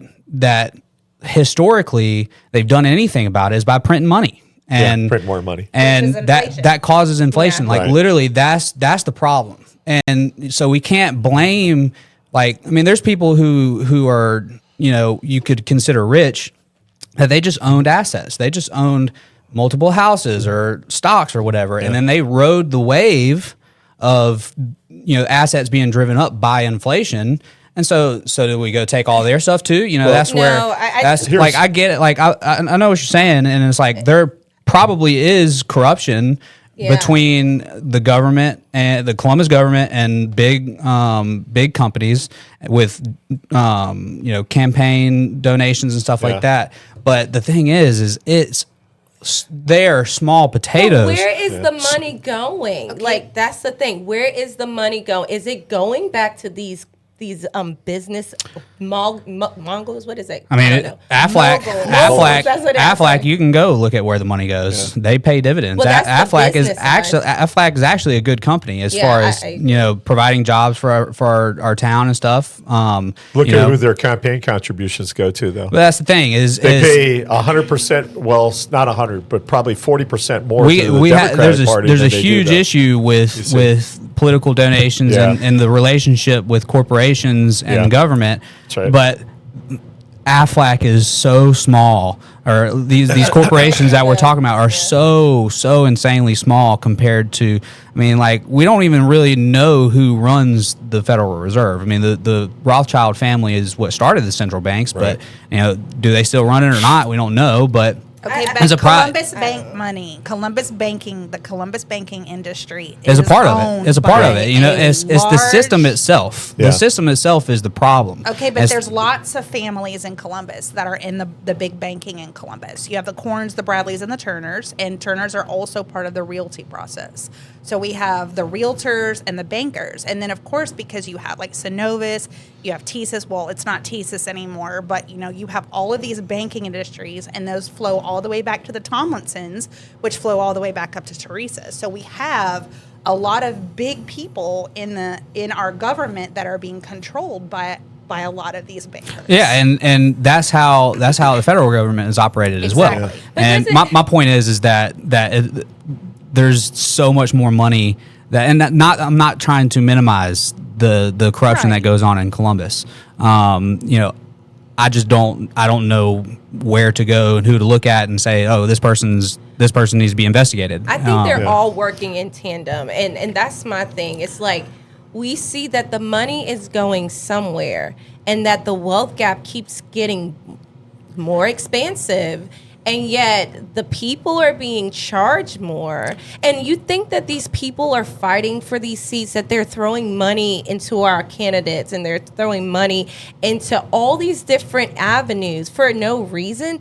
They're getting something in return. And why do they freak out whenever anybody So- suggests doing a forensic And this kind of goes back to audit? what I was saying earlier. If you had a true justice system and a true government, or I mean, really, the government is supposed to break up monopolies and stuff like that. Yes, but that's right. but when they start taking in corporate money, then it gets a little bit harder for them to go and you know. So like I would love to get rid of that stuff in Columbus, Georgia. I really would. But when we talk about a wealth gap, we could shut down W.C. Bradley. We could shut down all of it, and it still would be a problem. Yes, Yeah. and I don't think that's the answer. I don't think that's the And answer. then really, in my personal opinion, this is my personal opinion. It's not. This is in facts that you can take to the bank. But I think that the federal government is allowing this to happen to convince people that capitalism is the problem. And they want to run people into communism and to think that well, if the government if they control all of it, then all our problems go away. But at the same time, we're sitting here complaining about the government. So why would we want to give them more power? You know, the reason we talk about the big families is because this was not a secret. I mean, if you wanted to do, Columbus was considered a cul-de-sac. It ended at Fort Benning, right? The highways never went beyond that. I mean, everybody called it a cul-de-sac. Because when you came down the interstate, you ended up here, that this was the end of it. And Bill Turner, who was the second largest stockholder in Coca-Cola, lived here right in Columbus. His office was right downtown here. If you wanted to do business in Columbus, you basically had to go to Bill Turner and genuflect in front of him and get his approval for you to do business. That's the way it was around here. And that stems back from the old days. That's why we talk about big family money and running everything, the Bradleys, the Turners, the Peasolds, and all that stuff. They got their fingers in every aspect of it in the business. Now, I get it. You're in the business to make money. I do that. Yes. You know, there's nothing wrong with that. I don't think there's anything wrong with that. But the reason that we mentioned this stuff is because when you look at the campaign contributions, now you look and you see exactly the names and you know exactly who they've donated to. And I'm not saying there's any inferior process to that. You can donate your money to anybody that you want to donate it to. The problem comes special favors. Pick up that phone when you need something done. I mean, you remember when I gave you that $2,300 last year? It's like a form of lobbying. I think it's a form of blackmail. lobbying. It's a legal form of lobbying. Don't get me wrong, because it's there. You got a maximum of $3,300 that you can give a person, right? That's it. But then they break that up with 10 other people in their office, and then which their makes it legal. businesses give them I'm not $5,000. You know, that's But it's allowed. the reason why some of these families, why they fight against me, right? They fought against me through my sheriff's campaigns, and they're fighting against me right now running for mayor. And I'll tell you the reason why. I believe in justice. I believe in black and white, nothing more, nothing less. And the reason that they're trying to fight against me is because when I start talking about investigations and audits and fraud and all those things, it scares the living crap out of some of these big families over here. Because is that open a door to somewhere in the investigation? Like I said, the finance department in Columbus, I'm reopening that investigation That's because something that was crazy to me. here's the problem, Brennan. We never got. Everybody said, "Well, it's all said and done. It's accounted for. It's all that stuff." Then why were there arrests? Right. There were arrests. Right. That's what I don't understand. Is like exactly. if nothing happened, then why do they get arrested? Exactly. And that was obstruction. You know, were they hiding documents? Were they shredding documents? Whatever it was that they were doing, they were obstructing the investigation. But we all knew that there was no stomach to investigate this thing because the mayor gets the sheriff to investigate it. What the heck? Everybody knows in an investigation world. My background is in investigation, right? Pre-law. And everybody knows in this world that you don't have the fox doing, overwatching the hen house. We all know what's going to happen there. And that's exactly what's happened here. Is there's not an open and honest investigation, in my opinion. What the mayor should have done is call the FBI in. I wouldn't call the GBI in either. Yeah. I don't trust the FBI at all. Well, I anymore. trust them more than the GBI. Yeah. when Cash Patel looked us in the face and said Jeffrey Epstein did nothing, they completely lost it for me. I agree with that part they of it. completely lost it But for me. I want to say this though, because a lot of people don't know that I was behind a lot of why there was an investigation that happened in the city finances, because I had been collecting evidence, doing open records requests since 2018. Some of it I did through Mark's campaign from an unofficial capacity. And so when I took a lot of that information and I submitted it to the FBI, I got confirmation the FBI was investigating when J. Nathan Smith said, hey, like, I've had the FBI. I want to talk about him too. Yeah. And so I do want to say that that there are FBI agents that are willing to do the right thing. I think there's good FBI agents. Yeah, absolutely. Not necessarily from the the Department of Justice is where it's like they're not top level. They're not going to do anything. Listen, y'all are going to be very surprised when you guys see because like when I'm learning is that cases, they take a long time to figure out, and you have to make sure every person that is going to be implicated in this case, that they are actually like you have to gather a lot of evidence to get one case settled. And if that one person is connected, like, because this is a spider web of corruption, when we start seeing the names of these people being implicated and being convicted for what they've done, then you're going to understand why it took so long. And as much as I understand, we're looking at it like, oh my gosh, the Justice Department said that, now Pam Bondi, she's fired. There's so much going on. But when we understand that this is decades of corruption, this is decades of criminal activity, it's not going to take, what Trump has been in there a full year, it's going to take longer than a full year to get all the evidence. Well, I mean, but they ran on day one. We're gonna see accountability, and then they turn around and lie straight to our faces. I feel like we'll see it. We just got to be patient.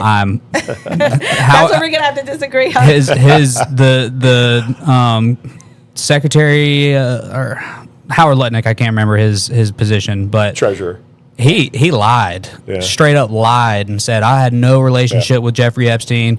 You can go in the documents and see they had businesses together. His wife was setting up meetings on the island that they brought their kids to. Like, he completely lied about his relationship with Epstein, and he is at every single time Trump talks, he's right beside him. So that was like, I would love to believe that they're going to do something about it, but they're not. Just keep watching. That's what I say.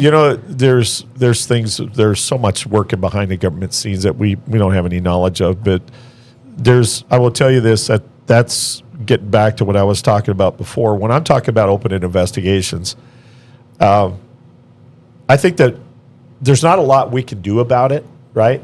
I don't, but the thing that really irritates me is, you're a taxpayer. You pay, your taxes. You pay into the system. You deserve an answer. You deserve the right answer.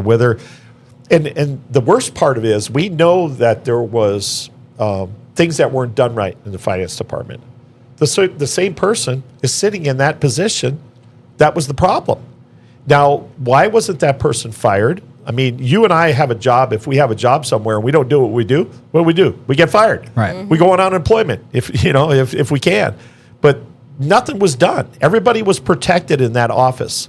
And that was the crazy part. And then the human resource director, who they claim released documents under J. Nathan or whatever, how we got documents that they're claiming, she was given legal protection, and then we paid for it, and she was never charged in a crime or anything. They waited for the statutes. They waited for the statutes to run out of this investigation, but I'm going to reopen this investigation because not necessarily that I can make criminal charges, right? It may not be.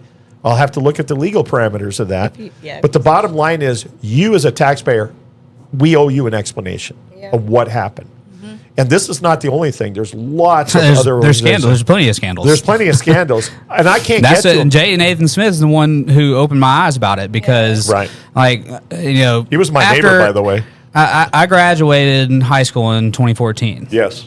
At that point, and I'm so glad that this was the case. Nobody cared about politics. Nobody in high school that I went to. We didn't talk about politics. We did not care at all. Yeah. And then all of a sudden Donald Trump, and then that's what everybody's talking about is politics. Yeah. And so, but I had no clue about the local politics that were going on until I felt backstabbed by Donald Trump, and I'm like, well, if Donald Trump's going to do that to me, let me make sure the people I'm voting for here aren't going to do that, and let me start doing my research. And at least you're involved. At least as much as we might disagree with the federal outlook on things, at least we can agree that the thing that got us going is the fact that we had Trump. He rattled a lot of things up. He got us paying attention, and on a local level, we got to make sure that the things. Yeah, that I think that's happening, a fantastic, thing that happened is the reawakening of people. Like, hey, where's our money really going to? What are we actually doing? And like I said, you'll come on back. Don't worry. You'll come back. The thing that we have to look at is Donald Trump opened up the door on the politics side of it. He opened up the door to what really normal, I wouldn't say normal, but close to normal politics was. We had the Bushes and we had all of them. They were all establishment candidates. They were no better than the Democrat Party. Either side of it, there was no better. It's a uniparty. And so you had a uniparty is what you had, right? I know because I started I was in a Democrat family, right? A stalwart Democrat family. Because my dad was union. He was a union worker. He operating engineers guy. And my mom, all of them were stalwart Democrats. And when I seen, and believe it or not, I'll admit to this, but I voted for Bill Clinton. Oh my God. I'm so sad that I did that. But I thought he was a cool guy because he could play saxophone. And he had the Blues Brothers glasses on, and he was on Saturday Night Live. And he was like, I was like, that's the guy I want. If they got him he was up, cool. If they got him up dancing and got people clapping along, then all right, that's our guy. Yeah, that was it. And boy, Like was I fooled. Then I realized that was my introduction to politics. But when I came here, I turned into a conservative, and I am a conservative by nature because I don't believe in spending people's money. I don't. And I criticize this every time the city council votes all of these outlandish projects that they want or the money that they want for whatever. Because I don't want to pay more taxes. I'm tired of paying taxes. Yes. We, Columbus, Muskogee County, pays the highest tax rate in the state. In Georgia. And sales tax is 9.5%. That's crazy. Now they rounded down to 9%. They should be rounding it up to 10%. But the bottom line is we pay too much tax. And look at the restaurant. If you got a business here, the sales taxes you got to pay, occupation tax, all kinds of crazy. There's like 5 taxes you got to pay to own a business in Columbus. That's ridiculous. And the corporate restaurants can afford it. Yeah, the corporate restaurants the locals can't. Like literally one of the first city council meetings that I tuned into and watched, and the first thing I saw was this guy who he owns a barbecue restaurant on Buena Vista Road and is near where they were doing the construction part. And his business was completely cut off, and he was like, I'm drowning right now. And so he goes to the city council, what can y'all do to help me? And he pointed out how KFC had gotten help from the Columbus government. KFC as a corporate franchise, and so he's like, "What can I do?" And I can't remember the guy on the city council, but he was faking like he cared. And then this lady comes up and she's like, "Well, technically he's out of the zone, so sorry, we can't help you." And literally got no help monetarily whatsoever. And I hope things turn around for him, but it's like when I tune into it, it's almost like. It's like, all right, let the peasants come say something, and then we'll send them off. But you know what they did, how they explained that? They said, that's a DOT project. That's not, hold on a second. That's what Isaiah said. It's a DOT project. It's out of our hands. It's out of our hands. Bullshit.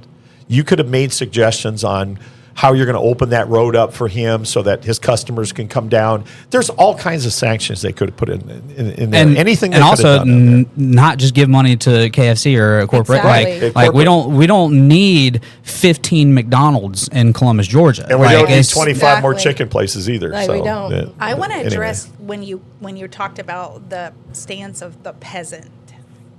approach, right? Because a lot of times, well, especially until the awakening, I'm going to just call it that, we as the people served as, well, we serve the elites. We'll just say that, okay? The people in power. That's what the appearance was. But when the awakening came and we started looking at the Constitution, then we should have seen, some of us did see, that actually we as the people and the taxpayers are the ones with power. And so what I have been educating people to is stop calling them the leaders, stop referring to ourselves as the peasants, because they would not have the money that they have but for us. Oh, yeah. They would not have the businesses that they have but for us. And so I think it starts in our speech. It starts in our understanding of who we are. It starts in our mind that we need to rephrase how we say things. Because I'm a firm believer that your words are power. Okay. And so, like, when you're speaking something, you need to speak from power and authority. And so, Well, I certainly don't look at these people as elites, and some people and, do. Yeah. I mean, and I don't see myself as a peasant at all. see 'em Okay. as And crooks. and I get what you're saying. Yeah. I meant that kind of just as a joke, where it's we like got you. that's just the vibe that when they're sitting up there and then they literally just hear somebody talk about all these real issues, and like I've seen people who are so incredibly well spoken and present something great, and then they're just like, all right, that it. Yep. See ya. And it's like the arrogance. It's like, what do you think? You think that this system where you can abuse the rights of the people, that you can overlook what we have to say, is going to last forever? Because once again, and me and Mark have said this multiple times, their day of reckoning is coming. And I know you don't believe it. I feel like we agree on the local aspect, but maybe not the federal. But there is coming a day where these people are going to have to answer for the things that they've done. And it's going to trickle down to the local levels because you know what? The web is being undone. I think it's the opposite. I think it only starts from the local level and goes up because for a long time I had no idea who from our area went to Capitol Hill to represent us.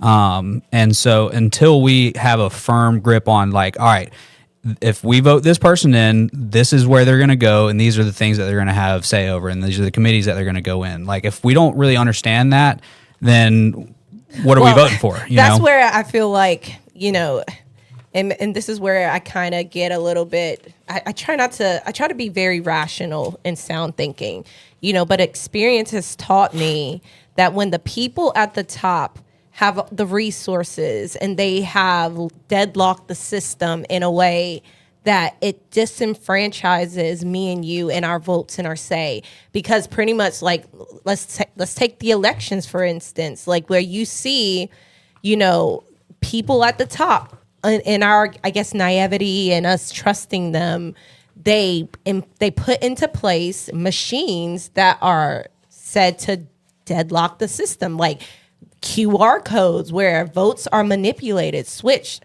and so this is what I'm saying is I agree with you that we have to do our part at the local level, and it makes an impact moving forward.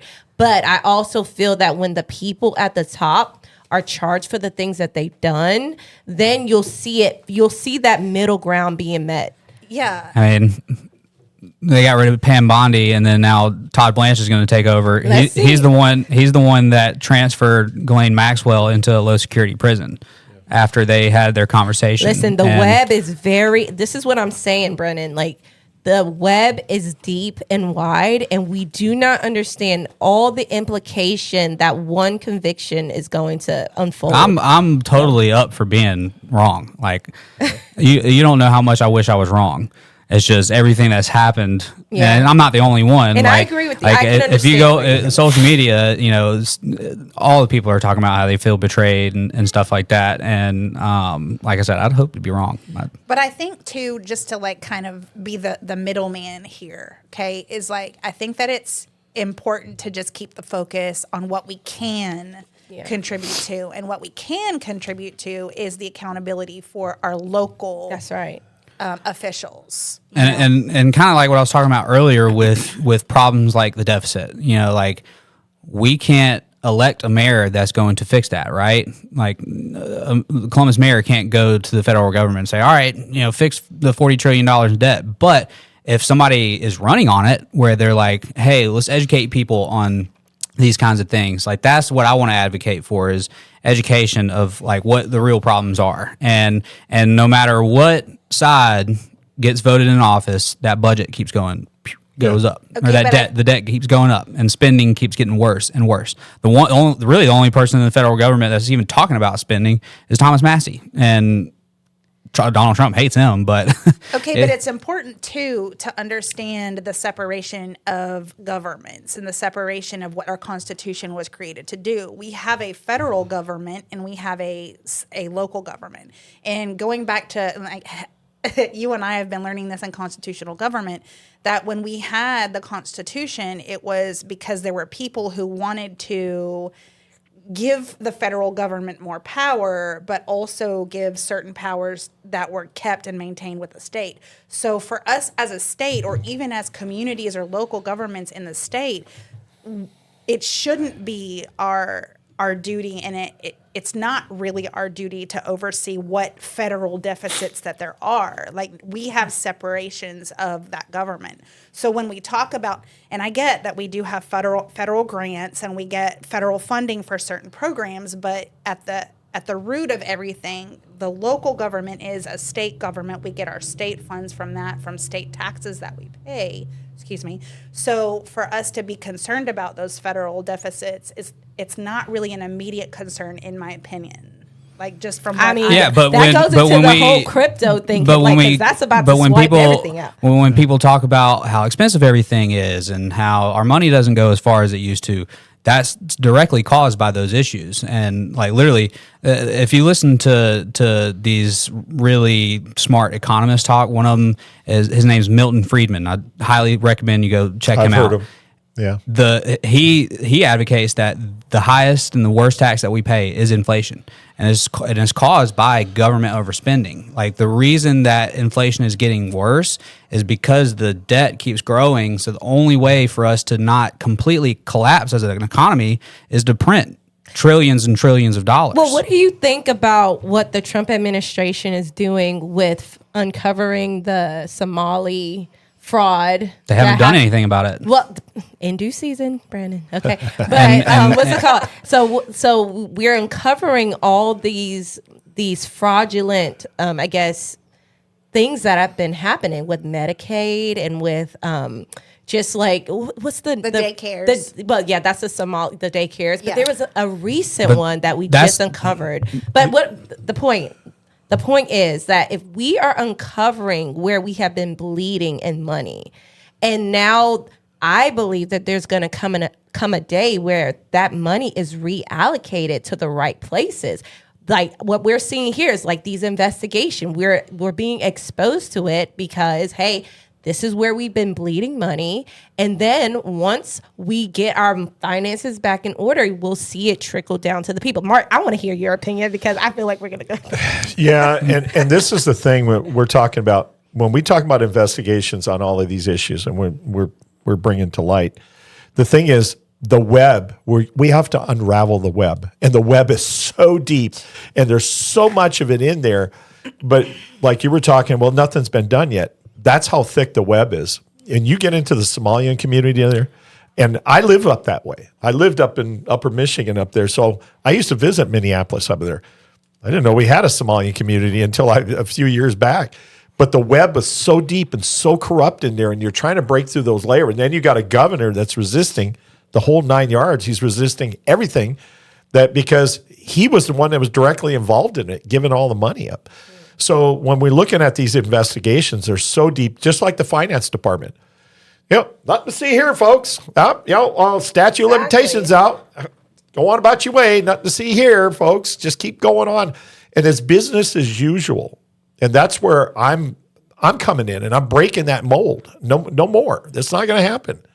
Because if I want to prepare or the appearance of an independent investigation outside, you cannot do it locally. Can't do it, especially when you're investigating a city entity that's there. It's got to happen outside, because if I'm conducting that investigation, I can already hear the voices out there. They go, "Oh yeah, he's just picking his friends," and all the keyboard warriors out there that I run into out there. I always get all that criticism. But what really scares the hell out of them is the fact that I'm going to open up these investigations and I want to see where it's going. As a matter of fact, I said that when I become mayor in here, I'm going to do a forensic audit of every government entity that's within the control of the Columbus government. Seriously, I'm going to open it all up, because I'm not the type of person that wants to pick up a bunch of broken pieces or a bunch of broken glass and try to put it together. I'm not going to do it. But I'm damn sure going to expose who's involved in it. If it was the mayor that was doing these deals, if it was the former city manager that was doing them, if it was the finance department doing them, whatever it's involved with. We've had so much corruption going on in this government. It's ridiculous. Look at what was it, $7, $8.5, or $10 million that was missing out of the court? That guy that got caught?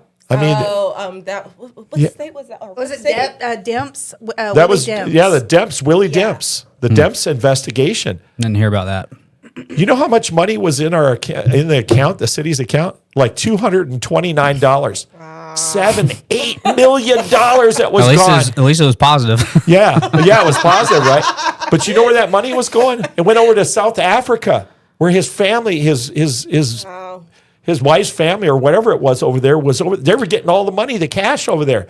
No heads rolled over that, other than the guys that were busted. That was it. That's a good point, because kind of what we were talking about with the Somali stuff and the fraud there. That's just one thing. Exactly. Oh yeah. Go follow a guy named Tyler Oliveira, who his life almost got destroyed because of a certain community in Lakewood, New Jersey. That's all I'll keep it at, because you get in trouble. And then he just did a video in Texas where there's a bunch of Indian H-1B visas and F-1 visas. I mean, like a whole entire community of all these people. And then some of them have become naturalized after 19 years or whatever. Yeah. But everybody's known that they're here, and then they take the money and they send it back home. Yeah. And then they go back home. Yeah, we all know. But and with the whole ICE thing with, I still see people in Columbus that I know they're not supposed to be here. And I was at the Walgreens on Macon Road one day, and this was after the ICE stuff started happening. There's this white van sitting outside, and I go inside to use the restroom real quick. I come out, and there's like eight dudes sitting there, all at the USAA ATM machine. And so I reached out to the Muskogee muckraker guy, because I didn't really know what to, how if I'm going to report ICE, I didn't know what I should do. And I reached out to him, and he's like, yeah, it's a pretty common pay scheme where, the contractors will give them a debit card, send them to the ATM machine, then it just looks like a withdrawal, and that's not a payroll expense. Yeah, they're not held accountable on the tax part of it. So with the whole Somali stuff and the ICE stuff, I would believe in the administration if it had been done throughout everywhere, but it was only in Minnesota and stuff to get people riled up, and that's where it became an issue for me. Here's where I'm going to try to answer your issue. Right? You don't know this, but my wife is from Mexico. Okay, she migrated here legally. I did the paperwork. I know. And I'm just as a disclaimer, I am absolutely for legal immigration. Yeah, and I am for making the process more speedy, because I think that's the reason why we have so many illegals here, is because it's like, well, if I can just walk across the border and go get a job somewhere, why would I become naturalized? What I'm about to show you is how convoluted the process is. I'm not blaming anything. I'm just showing you how convoluted the process is. I know, because I've gone through this. I got married when I was 18 years old. I've been married 45 years now. Same woman, right? Totally unheard of. Totally unheard of. As a matter of fact, I got a lot of clapping in the audience at Columbus State University during the Young Democrats thing. It was like, wow, 45 years? Yeah, no kidding. That's a big deal. That is a big deal. It's a pretty big deal. But my wife was from Mexico. She came across the border at the time legally. She came back on a visa. And then that visa, I was a soldier at Fort Riley, Kansas, and then the visa expired. I didn't know nothing about visas. I had no idea. I couldn't even speak the language, so I had no idea. I spoke French when I was a kid. But the bottom line is she was there, and there was a little incident, not with her, but so much the next door neighbor's wife got jealous because my wife at the time, or my girlfriend at the time, was staying with a family member, and she was from Mexico. She was married to a military guy. Anyway, long story short, the lady next door got jealous and called the MPs. And so we were surrounded. The house was surrounded with MPs and investigators and all that stuff. And they wanted to claim that I was harboring illegal aliens. I said, first of all, this is not my quarters. I stayed in a barracks over there about a mile away. I said, this is my fiance. We're going to get married. Her visa had run out. So I had to go to Kansas City to get her visa done in the right way and do everything the right way. And we did that. When we got stationed in Panama, that's when I started doing legal paperwork. But I did my stepdaughter, and I was going to do my stepson at the time. And he didn't want to do it. He didn't want to do the paperwork. I told him that's a bad decision. He went back to Mexico. Okay, whatever. So now, 32 years later, right? 32 years. The immigration is, I'm just going to say this in an expletive, it's fucked up. It's fucked up so bad. Through four presidents. Okay? That all talked about deportations. Deportations. They all ran on deportations. That's right. All talked about legal immigration and every other damn thing that they did. Okay. And I have approached congressmen, both Democrats and Republicans. Oh, yeah, I went to Sanford Bishop's office. That was a waste of freaking time. I didn't get any traction from there at all. I went up to my local at the time, well, because I'm in his district, so I got to go to him. He was totally worthless as tits on a bull. I mean, just being honest. And then I went to the Republican congressman up in LaGrange in Troup County. And again, another worthless venture that we spent money on. I paid a lot of money to try to get this system fixed, right? And we waited and waited and waited and waited. And I've gone through political channels, and I've talked to anybody in politics that I thought could help, And that's the problem. We got no help whatsoever. I don't think they want to fix it. No, they don't want to fix it. But I'm a military guy. I'm not saying I go to the front of the line, but I've been waiting 32 freaking years still. And about 6-8 months ago, I finally got a letter after 32 years from the immigration that said, we're now looking at your case. Oh, wow. Holy shit. 32 years later, now you're looking at my case, and we still ain't got an answer back on that. What do I do? Do I do this? Do I do that? What's the new paperwork? Because I did the paperwork at one time, so I know how to do that, but I'm sure all those requirements have changed. And so I'm getting nothing from them. So what, are we going to wait another 32 years to get that paperwork? To get the, where do we got to go to do it? Where do we got to get a blood test, a health, what do we got to do? There's no answers, no whatsoever. But they're allowed to come here. Yeah, but the immigration system is so fucked up. It's so bad that nobody's got answers to it. Well, and here's the thing too: is so there's a lot of frustration. There's a lot of feedback. There's a lot of negativity surrounding ICE, at every county level, at the local level, whatever the case is. But at the end of the day, if you're wanting immigration to be fixed, you have to be willing to allow the immigration process to be fixed. And the first part, in my opinion, is we have to send everybody back that's here illegally. Doesn't mean you can't come back. Doesn't mean you can't come back. Exactly. Yeah, I agree. I just saw where Donald Trump actually ended up allowing that person, I forget his name, that was deported, and ended up speeding up his process so that he can come back.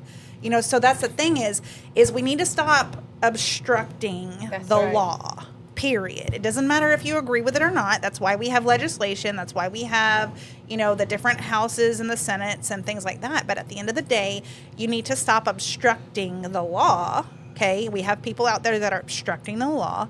Let the people be deported, whether you agree that they're criminal or not. Okay. At the end of the day, if they're here illegally, they are committing a crime. Doesn't mean that they're violent criminals. Doesn't mean that they're bad people. We know some people end up here. Doesn't mean they have to go to Alligator Alcatraz. Alcatraz, yeah.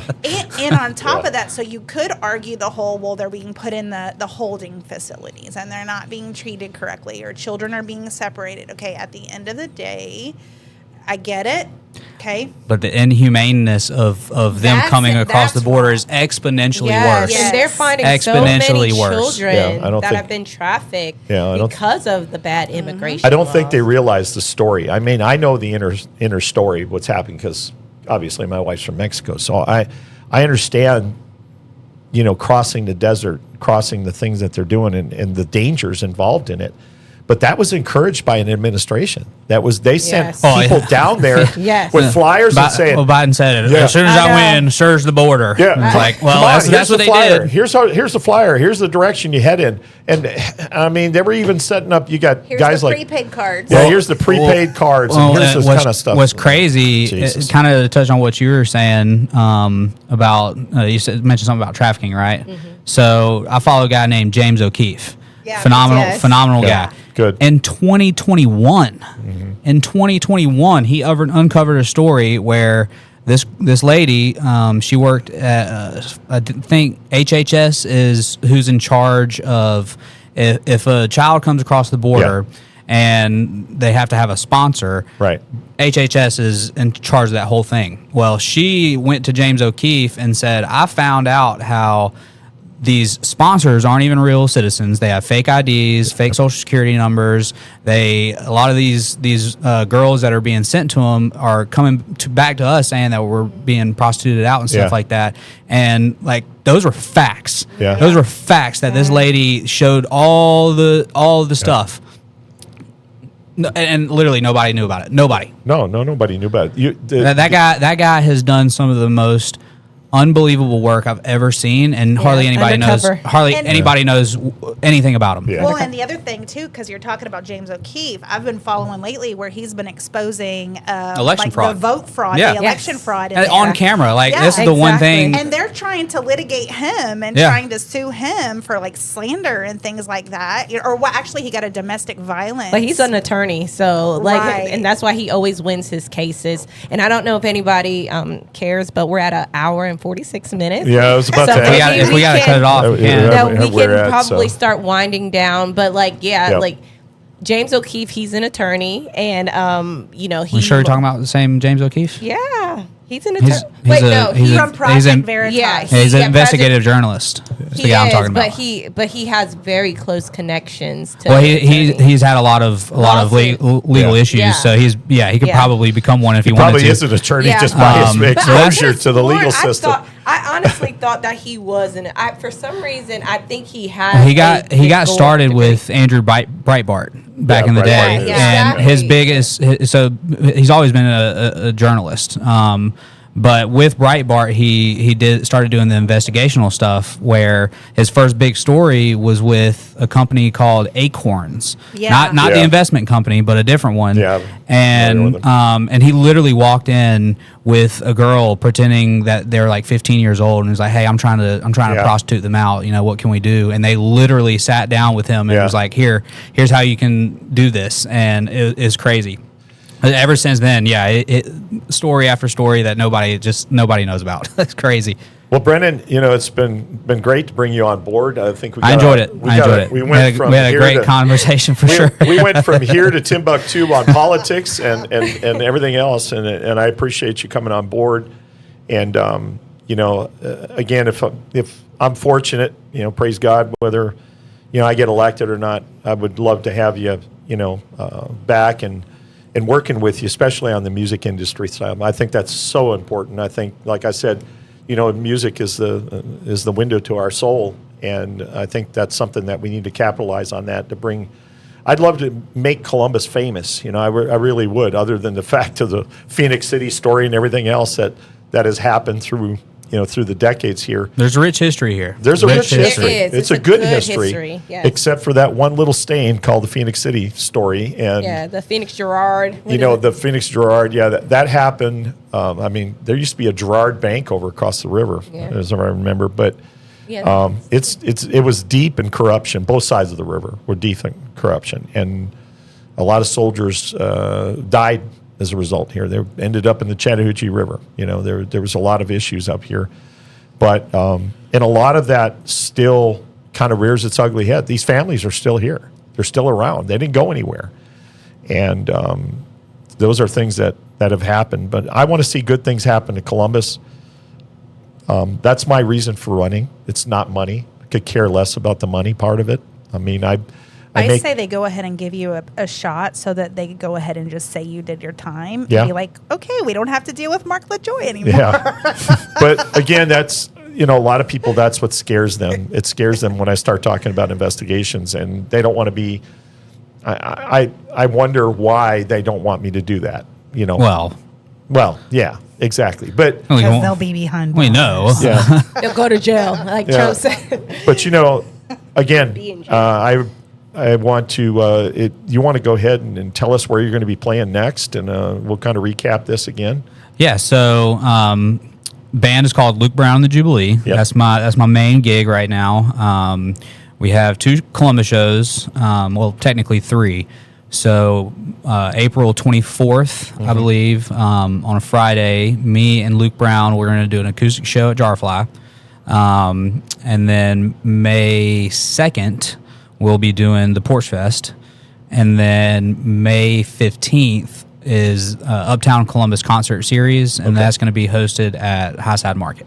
Awesome. So those are the 3 shows that we got coming up. And then me as a solo artist, I have a show this weekend, Saturday at Locals in Phoenix City. Be doing a solo set there. So yeah, we got some stuff in the works. That's awesome.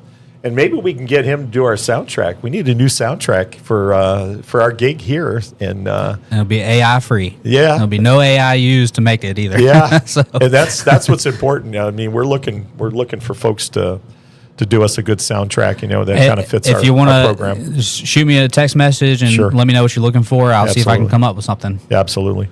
Well, So- Mark, I don't know if I can commit a vote today. Yeah. I don't know. I'm still gonna have to think about it. If you do get in and you get rid of Yeah. or you audit the crime prevention grants, Yes. you'll have my full support. Well, So- that's the first thing I'm going to do. I mean, I don't. From years to years to years, I've seen that crime prevention grant, and it basically was set up for somebody to have a job. That's what it was, and it would, the money was not going in the right direction. I want that audited. That's the first thing I want to do. I want that audited, and I want to make sure that we see the receipts on where the money's going and how effective it was and where it's going. Now, $1 million in today's standard doesn't sound like a lot of money, but I'd like to put more money in there, allocate more money to it, so that we can have an effect on our community. And I don't think that's being done right now.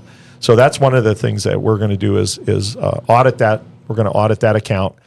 And if we need to put another person in place, the right person, I've got some folks that I know that we can put in that place. And one city thing I do want from a mayor and from your law enforcement background, I know Yep. it's going to be hard to commit to this, but the flock cameras are a problem. No, They are a real problem because not that having license plate readers is a bad thing. Yeah. That's not what I think. It's the organization itself. Right. The CEO is like a literal psychopath, Right. and they lie. Yeah. Like that's what's the problem is they literally coach people. Right. They coach police departments on how to lie. There's a guy named Ben Jordan that I've been following. This guy literally hacked into the system and was watching people walking down the road. And they have flock cameras in like parks now and stuff. Yeah. Not even near cars. Surveillance. And the camera will follow them. It'll zoom in on them when they look at their phone. They're designed to collect data. That's Right. what it is. And that's what they're doing is collecting data on us. Right. And so, I know as a law enforcement officer, you want safeguards in place. Yes, My absolutely. problem is But that the that's- organization itself is not no, great. and I agree with you 100%. I'm not 100% on the flock cam. I'm not 100%. I'll tell you now on the speed cameras. I'm done I'm with not. the speed cameras. I mean, I'm like Clubview Elementary. Oh, Yeah. yeah. You got kids that actually have to cross that road every Right. single day. I get it somewhere there, but I've seen people complaining about the River Road one by Brookstone, where it's on River Road, and it's like you just Yeah, have I know. you have No one's 200 walking cars having to try to slow down at one over point. $1 million was Yeah. made And on the it's first 3 month and then it's or also so. and then it's Three. also only like 200 yards long, Yeah. maybe, Yeah. and it's like, so I have to slow down real quick and then I can speed back up. Well, and and it's the like, what's the point? The expressway entrances and exits have been all complicated as well, Oh, so yeah. it's So, bottlenecking. getting back to the flock, there's been some very good successes on the flock cameras. There has been. We have gotten a lot of My dad lives murderers and in stuff. Harris County. Yeah. There was a case where this guy was he lives out in Smoke Rise in Catala. Yeah. And they have the flock camera coming into the county, and then we have a camera right in front of the neighborhood. And so this guy was driving back and forth, and then running through the woods and stealing stuff out of people's backyards. They caught that guy within like 24 hours. Yeah. So that stuff is great, but that's not all it's for. No, it's not. And what I would like to see is a lot stringent standards on who monitors that stuff and who has control of it. or you know? let there be competition. Let other I agree. Let other companies Yeah. provide that Yeah. service but it's just Flock, and Flock itself has about 90,000 cameras throughout know. the country. I know. And they're just popping up more and more. Yeah, and I'm not, like I said, I want to see if we buy the cameras, I want the cameras bought for us, and I want us to have quality control monitoring those things. That's a big deal for me. The cameras, as far as the speed cameras are concerned, I don't like the speed cameras. I really do not, because what I feel is it's a revenue generating idea, Yeah, and it is. goes right back into the city council. And They lose the money. yeah, and if they were good stewards of the money, it'd be a different story. But they're not, and I don't want to put more money in their pocket for outrageous spending that's on there. And So, do those even allow for due process if someone no, wanted to? and that's the that problem. The due feels process very- issue is a big thing for me. Big- And Get your day in court. that, and like I said, this guy Ben Jordan, Yeah. literally he didn't have any admin login information, any credentials. He just hacked into the system and just watching people walk down. Like Yeah. literally, he's like, this guy. Yeah, I found out that he works here, and he's actually got these kind of medical problems and stuff. And like just to illustrate how it could be used nefariously, Yeah. and Right. like even stalkers could go in and Exactly. log in Log in and and watch somebody walk out of their front door. You know, it's like it's Yeah. craziness. We just have to have better control and better quality control on it, and who's monitoring what. And Right. the people who are processing, those tickets and all that stuff, it goes to an outside entity, and we get a couple little specks of money up here that I just don't like the whole system. Right. There, like I said, there's been very good benefits to the flock cameras. I know cases that I've been directly involved with that were successful, but I don't agree with the city also. A while back here, they wanted to be part of that security system. If you have one up, they wanted your password so you get in and all that stuff. No, you're not getting any of that kind of garbage. Well, and didn't you have to pay for that? Pay for it too? I don't recall, but I'm not, like I said, I'm not in favor. You go by my house, I got cameras because there's a reason. Okay, Right. I've had gangs chasing each other in my neighborhood, shooting at each other. I had my police car sitting out when I was a CPD officer. My police car got shot up several times. They shot the bubble out of it. When I had the old car, then they shot my bar light out. When I had the new car, there's just been here recently, we had somebody, and it's because of who I am and where I'm at. They did donuts right there in the middle of my street. And then down the way, and I got CPD down there. We were able to find out where they were at. And we got them appropriately Right. ticketed because this is a neighborhood. People actually walk in my neighborhood over there. They do exercise. My wife walks, and it's dangerous, and you got people over there doing donuts in the middle in front of my house and the other blocks. That's ridiculous. Yeah. So that's going to stop. But again, I I really appreciate you coming on board. Thanks for having me. I appreciate, I'm the one that asked for the invite and y'all accepted, so I appreciate it. Absolutely. I'm going to do one plug here, and Stitch Brigade, they do all of our shirts, and we're going to continue giving our business to them. They do all the embroidery and stuff, and when you guys get your merch going, we'll get on there. We'll give you plugs on our program too. Okay. So just send us the information, and we'll get all that. Tomorrow is the WTVM debate, which is going to be at the River Center. It starts from 7 to 8. It's a closed debate, and I don't understand why they did that. But the bottom... Can you buy tickets, or you have to be invited? Well, you got to be invited. Okay. If you want, I think one of our ticket persons has backed out at the last minute. So if you want to come on board, you're welcome to come down there. That's tomorrow night? That's tomorrow night. It starts at 7. We have to be there at 6:15 to get mic'd up and all that other crap that they want to do behind the scenes. But I'll be glad to put you're invited. You're invited also. Everybody on my team is invited to show up there, and it should be a good debate. It should be a really good debate tomorrow. We're definitely going to bring up a lot of issues if they allow me to. I watched a little bit of the last one at CSU, but I was working at the time y'all were doing it, so I couldn't really pay attention. It did seem like felt like somebody was saying you only got like 30 seconds to respond or something, or what was the deal? Yeah, they have time hacks on there. It looks like WTVM, by the rules that I was reading here, a little bit more genuine on what they want. You know, giving us some pretty generous times, which is, when you go through these debates, you really don't get to talk about everything. So that last one was a CSU hosted debate? It was hosted by the Young Democrats of Muskogee County, and it was just CSU was assisting their hosting venue. it. Yeah, it was their venue.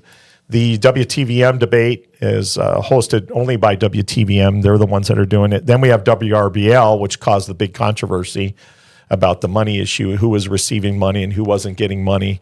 They had a limit of $25,000, and they were eliminating the rest of us candidates. Yep. And the bottom line is, I did see where Joanne Coble commented on that, which I do respect that she at least said something about it. I don't know as far as what action she did. But. Yeah, I don't know, but I'm the one who created the alarm quickly, and we expanded that out, and because it's unfair, I think everybody should be heard. I mean, everybody should be present. Everybody should be heard. And I don't agree 100% with what the WTVM has done by closing the doors on just invites. I think the public needs to see who their next mayoral candidate's going to be. Are they going to broadcast it? They are. Okay. It's going to be live. It'll be broadcast on Channel 9. Okay. So if you're not coming, you'll be able to watch that, from there. WRBL, that debate is going to happen on the 23rd of April. Starting at 7 p.m., 7 to 8. And that's going to be at CSU University Hall also. So all of that will be done. Then we got Davis Broadcasting coming up. Let's see, what other one do we have? Well, I have the Optimist Club, which is tomorrow. That's a luncheon from 12 to 1. And I'll go speak at there. But again, thank you, Brennan, for coming on board. It was a very enlightening conversation, to say the least. It was a pleasure. It was. You're invited to come back, and love to go see some of your music. So, all right, looking forward to seeing you. If you want to carry us out, either you or Julie on a prayer, carry us out of the. I did it last time, so you do it, Sarah. Oh, there you go. All right, there we go. Right. Well, dear Jesus, we thank you for this time, God. We thank you for all the different perspectives and outlooks on life, God. But at the end of the day, we just want change in our community. We want to make an impact. We want our funds to be allocated well, and we want the quality of life for each and every person here at the local level to just be so good and so full, whether it's with music or whether it's with affordable spending, so that they can go and enjoy their families and go to dinners and enjoy some music. We don't know, God, but we just want that. We just want the quality of life. And Lord, we just ask that your presence would just be over our city, Lord. We pray that you would just put the right person in this role, God, and that you would remove whoever needs to be removed, Lord, from this race, so that they won't get into the seat, God, and that your person will be paved that way would be paid for them. Lord, we thank you for Brennan. We thank you for him being here. And we just thank you for just this time. We love you and we thank you. And it's in your son name, Jesus, we pray. Amen. Amen. Columbus, goodbye, good night, and God bless. All right.